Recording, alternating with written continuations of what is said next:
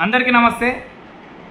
కొడంగల్ నియోజకవర్గానికి కేటాయించినటువంటి pharma village, హకిన్పేట్, లగచల్రా, Polepally గ్రామ పంచాయతీలకు సంబంధించినటువంటి రైతులందరినీ సమీకరించి గౌరవ ఎక్స్-ఎమ్మెల్యే నరేందర్ రెడ్డి గారు ధర్నా కార్యక్రమం నిర్వహించడాన్ని స్వాగతిస్తూ, అదేవిధంగా వారు ఎమ్మెల్యేగా ఉన్నప్పుడు, టీఆర్ఎస్ ప్రభుత్వం అధికారంలో ఉన్నప్పుడు వారు చేస్తున్నటువంటి దౌర్జన్యాలపైన, దోపిడీలపైన, ఈ ప్రాంత అభివృద్ధిలో చేస్తున్నటువంటి నిర్లక్ష్యం పైన, వీళ్ళు చేస్తున్న లంగ పనులపైన మేము ప్రశ్నిస్తే గౌరవ ఎస్పీ గారు, సిఐ గారు, గౌరవ ఎమ్మెల్యే నరేందర్ రెడ్డి గారు పాయింట్లో గన్ను పెట్టి మీరు ప్రశ్నించొద్దు, అధికార పార్టీలో చేరాలే, మీరు ఏదన్నా ఉంటే ఇంట్లో కూర్చొని రాజకీయాలు వదిలేసుకోవాలి, మీకు ప్రశ్నించే అధికారం లేదు అని మా హక్కులని కాలరాసి మమ్మల్ని ఎన్కౌంటర్ చేసిన రోజులు మర్చిపోయి, రాజ్యాంగబద్ధంగా ఈరోజు ప్రజలకు ఏదన్నా అన్యాయం జరుగుతుంటేనో, ప్రజలు ఏదన్నా పీడిత సామాజిక వర్గం లేదంటే అధికార పార్టీ తీసుకున్నటువంటి నిర్ణయాలు ఏదన్నా ఉంటే ప్రజాస్వామ్యయుతంగా ధర్నా కార్యక్రమం చేయాలి. అది గౌరవ ప్రభుత్వానికి మన విన్నపాన్ని విన్నయించుకోవాలని ఇప్పటికైనా గుర్తించినందుకు నేను వారిని అభినందిస్తూ, గౌరవ నరేందర్ రెడ్డి గారికి ఇంకో సూచన చేస్తున్నా. అయ్యా నరేందర్ రెడ్డి గారు మొన్న మా ప్రాంత రైతులను కేటీఆర్ దగ్గరికి తీసుకుపోయారు. ఆ కేటీఆర్ దగ్గరికి తీసుకపోతే ఆ కుటుంబం ఎట్లాగో సిగ్గుదాపిన కుటుంబం, ఆ కుటుంబానికి సిగ్గు శరం ఏం లేకుంటాయి. ఎందుకంటే 10 సంవత్సరాలు ఈ ప్రాంత ప్రజలను, ఈ తెలంగాణ రైతాంగాన్ని, ఈ ప్రాంతంలో పుట్టినటువంటి ప్రతి బిడ్డను పీడించి ఒక జనరేషన్ని నాశనం చేసి ఇక్కడ లక్షల కోట్ల రూపాయలు సంపాదించుకొని దోపిడీ చేసుకొని తిన్న కుటుంబం కాబట్టి వాళ్ళు సిగ్గుదప్పిపోయారు. వాళ్ళకి సిగ్గు శరం ఎలాగో లేవు కాబట్టి నీకన్నా ఉందని నేను భావిస్తున్నా. ఎలాగో కేటీఆర్ దగ్గరికి వెళ్ళినావు, మరి కేటీఆర్ దగ్గరికి వెళ్ళినప్పుడు ఈ ఫార్మాసిటీని తీసుకొని వచ్చిన సన్నాసి ఎవడో నువ్వు కేటీఆర్ గారిని అడిగింటే మేము సంతోషిస్తుంటిమి. ముచ్చెల్ర దగ్గర 3 మండలాల రైతాంగాన్ని మొత్తం సర్వనాశనం చేసి 20,000 ఎకరాలను అప్పనంగా దోసుకున్నది ఎవరండి? కేసీఆర్, కేటీఆర్ కుటుంబం కాదా? మరి ఆ ప్రాంత రైతాంగానికి ఆ రోజు అభివృద్ధి పేరుతో భూములు గుంజుకున్నప్పుడు నీవు అధికార పార్టీలోనే ఎమ్మెల్యేవు కదా, ఆ రోజు మీరు 20,000 ఎకరాలు గుంజుకుంటేనేమో అభివృద్ధి.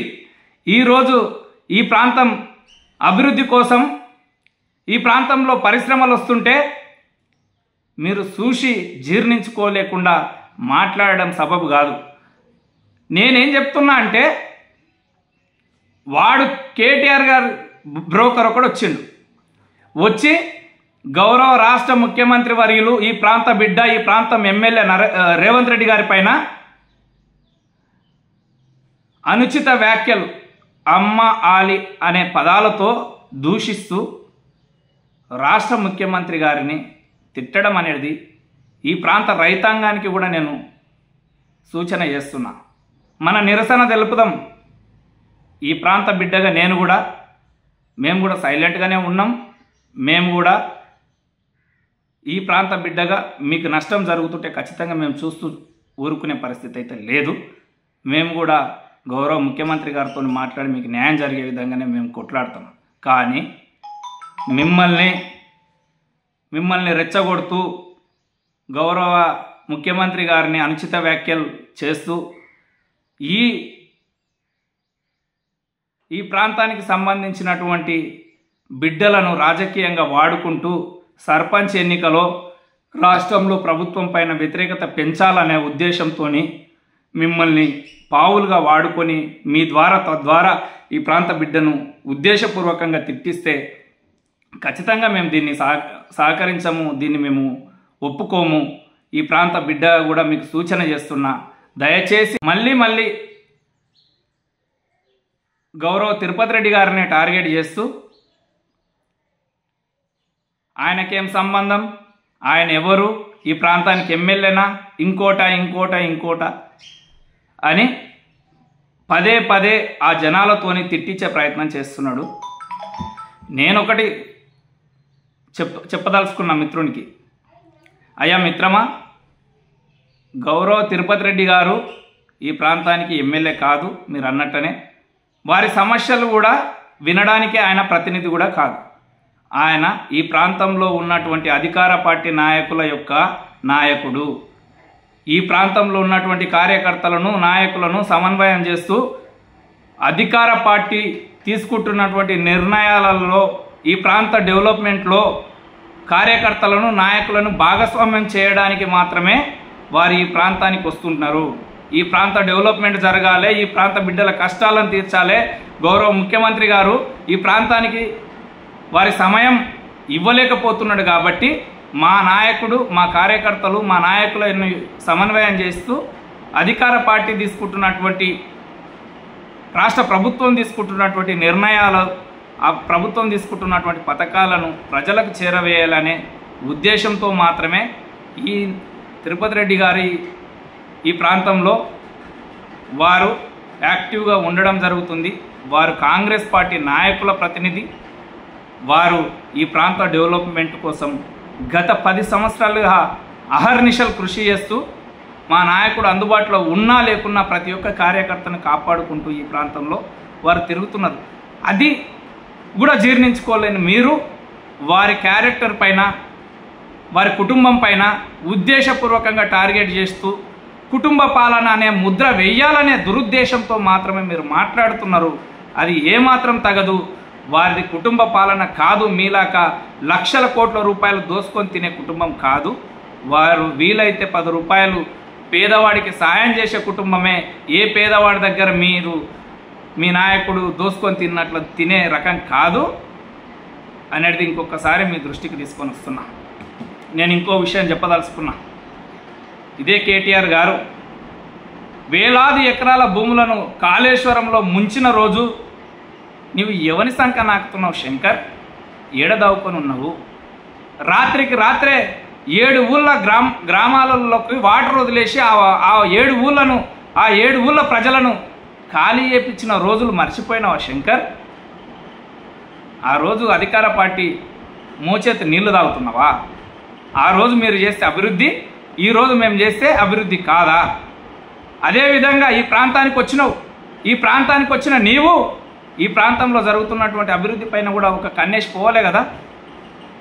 ఈ ప్రాంతానికి వచ్చిన ఇంజనీరింగ్ కాలేజ్ను చూపించాలి. ఈ ప్రాంతానికి వచ్చిన మెడికల్ కాలేజ్ గురించి మాట్లాడాలి. ఈ ప్రాంతానికి వచ్చిన వెటర్నరీ కాలేజ్ గురించి మాట్లాడాలి. ఈ ప్రాంతానికి వస్తున్నటువంటి గురుకుల యూనివర్సిటీ గురించి మాట్లాడాలి. అదేవిధంగా ఈ ప్రాంతానికి వచ్చిన మహిళా డిగ్రీ కళాశాలను గురించి మాట్లాడాలి. అదేవిధంగా ఈ ప్రాంతంలో ఉన్నటువంటి సింగిల్ రోడ్లు మొత్తం కొడంగల్ నియోజకవర్గంలో ఉన్నటువంటి అన్ని గ్రామాల సింగిల్ రోడ్లు డబుల్ రోడ్లు అవుతున్నాయి. అదేవిధంగా ఈ ప్రాంతానికి 100 పడకల ఆసుపత్రి వస్తుంది, మెడికల్ కళాశాల వస్తుంది. అదేవిధంగా ఈ ప్రాంత రైతాంగం జీవితంలో ఎప్పుడన్నా ఈ ప్రాంత రైతాంగానికి సాగునీరు వస్తుందా, అసలు చూస్తామా ఈ జీవితంలో, ఈ సచ్చినాని రోజులలో చూస్తామా అనుకున్న పరిస్థితిలో ఉన్న మా రైతాంగానికి 1,20,000 ఎకరాలకు నారాయణపేట కొడంగల్ లిఫ్ట్ ఇరిగేషన్ ద్వారా నీళ్ళు అందియడానికి నిధులు కేటాయించి పనులు మొదలుపెట్టిండు. టెండర్లు మొదలైనవి. ఫస్ట్ లిఫ్ట్, సెకండ్ లిఫ్ట్ కోసం మొన్ననే టెండర్లు జరిగినాయి. మరి దాని గురించి కూడా నీవు చూపించలే కదా. ఈ ప్రాంతానికి వికారాబాద్ కృష్ణా రైలును 10 సంవత్సరాల నుంచి టీఆర్ఎస్ ప్రభుత్వం కేసీఆర్ గారు ఆపితే ఈరోజు 350 కోట్ల రూపాయల నిధులు కేటాయించి కృష్ణా వికారాబాద్ రైల్వే లైన్ పనులను సర్వేలు మొదలైనవి. వాటి పనులు కూడా పూర్తయ్యే విధంగా ఈ నాయకుడు రేవంత్ రెడ్డి గారు, తిరుపతి రెడ్డి గారు ఈ ప్రాంతంకి ప్రతినిధులుగా వారు వాటిని కూడా పూర్తి చేసే పనిలో ఉన్నారు. వాటి గురించి నువ్వు ఎప్పుడన్నా ఈ మాట్లాడాలి కదా. వీటన్నింటిని వదిలేసి ఈ ప్రాంత బిడ్డలను రెచ్చగొట్టి ఉద్దేశపూర్వకంగా రాజకీయాలు చేయలే అనే ఉద్దేశం మీది. మేము కూడా స్వాగతిస్తున్నాం. మేమే డిమాండ్ చేస్తున్నాం. అయ్యా కేటీఆర్ గారు, నరేందర్ రెడ్డి గారు, నేను ఈ ప్రాంత బిడ్డగా, ఈ రాష్ట్ర రేవంత్ సైన్యం అధ్యక్షునిగా నేను డిమాండ్ చేస్తున్నా, మీరు రావాలి. కేటీఆర్, నరేందర్ రెడ్డి మీరు వచ్చి మా అకిన్పేట్, పోలేపల్లి చౌరస్తా, అకిన్పేట్ చౌరస్తా,